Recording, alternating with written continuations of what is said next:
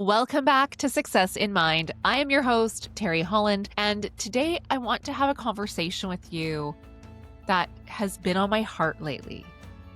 And I have a feeling that many of you may relate to this. It's something we don't often talk about as entrepreneurs, and that is that you are allowed to change. You're allowed to change your business, your goals, your version of success. It is all meant to evolve, but often we feel guilty when it does. So let's talk about that guilt, why it shows up, and how to navigate change in your business without losing your identity. Let me take you back a few years, 10 years now. I was working long hours. I was saying yes to everything. I was trying to be everything in my business. And from the outside, it looked like I was thriving. This is when I was a personal trainer and I felt like I should be on top of my game. I had a full client load. I had a wait list of clients at any given time of people wanting to work with me. I was working 12 to 14-hour days, 6 days a week. Sometimes I'd fit in clients on the 7th day, running boot camps, running a whole machine of a business as a solopreneur. And while it looked like I was thriving, inside I was exhausted. I was completely burnt out. I had built a version of success that no longer fit me. And how did I get there? Well, I got there because I kept telling myself, I love what I do. I love what I do. So it's okay if I work all these hours. It's okay if I'm sacrificing time with my husband and my friends. It is okay that I'm completely exhausted at the end of the day. It's okay that my hair is falling out, that I'm gaining weight uncontrollably. It's okay. I will get through it. It's okay that I'm getting sick all the time now. I was ignoring the signs of burnout and I was really good at it. So I kept pushing through. And I would tell myself things like, you've worked so hard to get here. This is what you wanted. But the truth is that I had outgrown it and I just didn't know how to admit it. I had a new vision for my future that was taking shape, a vision that put me on stage speaking. And I didn't know how to close the gap between being a personal trainer and being a professional speaker. And I didn't know how to make that leap from personal trainer into coaching. And then God threw me a big ton of bricks and forced me out of the position that I was no longer aligned in. And if you don't get the brick reference, I'm referring way back to an episode I did with Paul William Davis, and we were talking about purpose. And one of the things that Paul talked about that he shared is that if you don't listen to those little nudges, those little whispers of inspiration that come to you, first you get like the light touch of a feather. You get a little inspiration. If you don't listen to that, you get the brick. And the brick hurts. And that is when you are forced off your path. And if you still don't listen, then you get the truck. I think I avoided the truck, but I definitely got hit with a few bricks. So what I was feeling at that time was misalignment. It was a disconnection between who I was and the goals that I had set 5, 6 years prior. And if we don't acknowledge these moments of misalignment, they can become paralyzing. Hey, quick pause. If you are in a season of change and you're feeling kind of stuck about what's next, come join Yahel Demeter and me in the Almost One-to-One workshop. This is the workshop that will give you the clarity and the mindset shift that you need without the pressure of full-on coaching.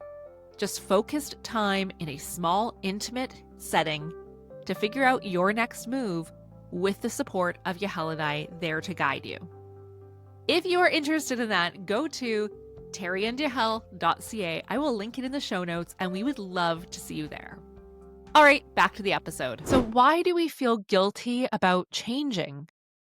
It's because our identity gets so wrapped up in our ambitions. We spend years sometimes chasing a vision, and when it no longer fits, it feels like we're betraying ourselves to let it go. There's also fear of the unknown. Like, what if I step into this new realm, this new thing, and I let go of what I've been doing? What if it doesn't work? What if it fails? I had those thoughts leaving the personal training business because I knew that business. I was known for it. I was good at it.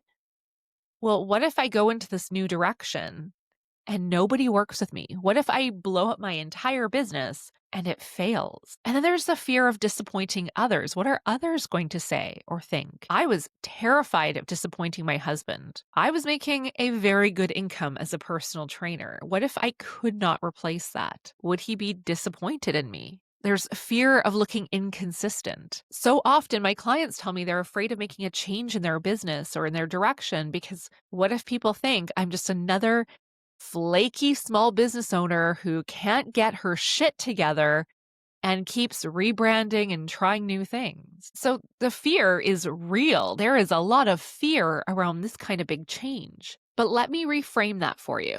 Outgrowing something doesn't mean that you failed at it. It means you've evolved. Success was never meant to be static. It is a living, breathing concept, and it should expand just as you do. So if you've been holding on to a business model, a brand, an offer, or even a mindset that no longer fits you, maybe it's time to give yourself permission to let it go. I remember the first pivot that I made, the first big pivot I made was going from being an actor to a personal trainer full time. I hadn't been enjoying acting for a while. I was a theater actor and I lost my passion for it. But I was so afraid of admitting it because my entire identity from the time I was a little girl was all about being a performer, all about becoming an actor. And then I did it and I created a theater company and I was producing shows and I was getting work.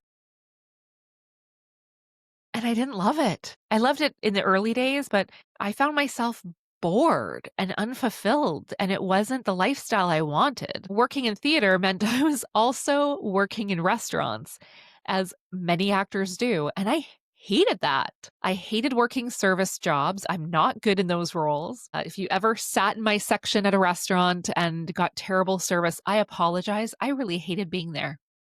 So I wasn't enjoying that. I wasn't enjoying working late nights because if you want to make good tips in a restaurant, you got to work dinner, you got to work nights. And I wasn't enjoying that. That didn't feel good to me. I felt so much stress and pressure in that time of my life, and something had to change. When I became a personal trainer, I thought it was just a means to an end. I thought, here is this other thing I can do that I'm really passionate about, and I can work my schedule around auditions and still go to auditions. But guess what happened?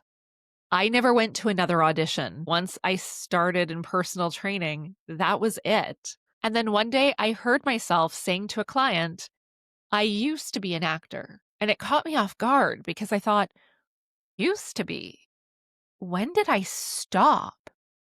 Because I hadn't given myself permission to change. So unconsciously, I made this shift, but consciously, I wasn't even aware that it happened. And when I asked myself that question, when did I stop being an actor? I realized that my nervous system, my body felt calm. When I was in theater, I never felt calm. I was chronically anxious and exhausted and so stressed. And when I got into personal training, I felt calm. But the guilt came with this realization because what I had been holding on to in theater was this identity of being an actor. And now I thought, am I just a sellout? I was worried about losing my community, losing my friends.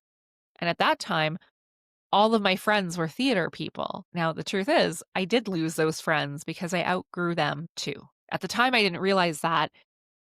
I thought they were just turning their backs on me because I was no longer an actor, and some of them blatantly called me out for selling out by starting a personal training business. And at the time, it was really hurtful, but I realized now I can look back on that and recognize I had outgrown them, our values were no longer aligned, and that was okay. I think, though, that that's sometimes where that fear and the guilt comes into play. Because what if I lose my community? I had those same fears when I left personal training of, are people going to think that I failed? So if you've been holding on to something that's not working for you, let's give ourselves permission to release it and to change. So here are a few questions that I want you to journal after this episode is done.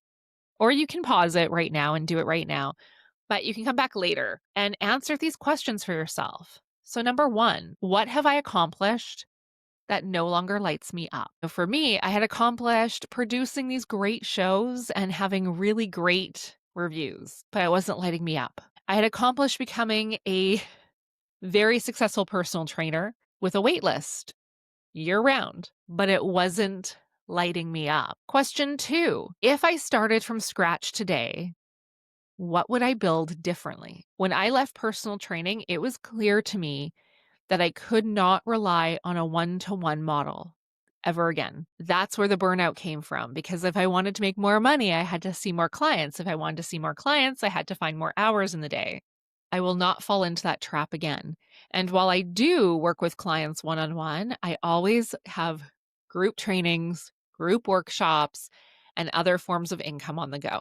I will never be fully reliant on one-to-one income. And the third question, where in my life or business am I forcing something that doesn't feel aligned? So what are you forcing? By the end of my personal training career, I was forcing myself just to show up and struggling to do so. At the end of my theater career, I was forcing myself to look at auditions and then I wouldn't go to them. I couldn't even force myself anymore to show up. So letting go, it's not quitting. It's not failure. It's making space in your life for what's next. You are allowed to shift. You're allowed to evolve. You're allowed to want something else. And again, none of that means that you have failed. It just means you've evolved. One of the biggest lessons that I've learned by doing this podcast for 10 and a half years now is that clarity comes from movement, not overthinking, not by making perfect plans. It comes from action. You need to take action, and then what is next starts to reveal itself.